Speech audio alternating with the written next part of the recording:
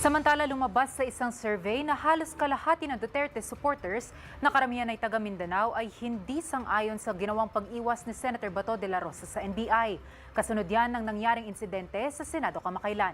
Si Bian Manalo para sa 13 sa tanghali, live. Bian? Sofia, kasunod nga ng nangyaring tensyon at putukan sa Senado, lumabas sa isang survey na karamihan sa mga Pilipino ang mas nagtitiwala sa naging pahayag ng National Bureau of Investigation kumpara sa Senate Office of the Sergeant at Arms o OSAA.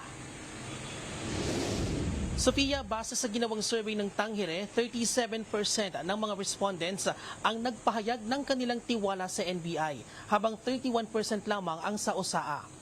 27% naman ang nagsabing wala silang pinagkakatiwalaan at 5% naman ang nananatiling undecided. 40% ng respondents ay pawang mga Duterte supporter, habang 16% lamang ang admin supporters. 26% naman ang tinukoy ang kanilang sarili bilang neutral o walang pinapanigan. Hati naman ng Duterte supporters kaugnay sa tiwala nila sa naging naratibo ng NBI at OSAA kaugnay sa insidente. Kapansin-pansin naman na halos kalahati o 45% ng mga Duterte supporters ang hindi pabor sa ginawang pag-iwas sa Senador Bato de la Rosa sa NBI.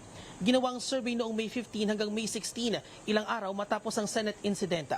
Isinagawa ito sa pamamagitan ng mobile-based respondent application na may 1,200 participants at may margin of error na plus or minus 2.77% sa 95% confidence level. Pinakamarami sa mga respondent ay mula sa Northern Luzon at Mindanao na may tig 23%, habang 12% naman ang mula sa National Capital Region.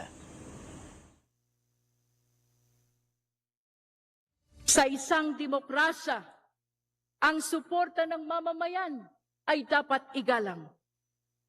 Ngunit kahit gaano kataas ang posisyon, kahit gaano kalakas ang suporta, walang sino man ang lampas sa pananagutan sa ilalim ng konstitusyon. Sofia, kung susumahin lumalabas pa sa survey na mayorya ng mga Pilipino ang nananawagan sa totoong naratibo sa tunay na nangyari sa mataas na kamara. Atin ang update. Balik sa iyo, Sofia. Maraming salamat, Bian Manalo.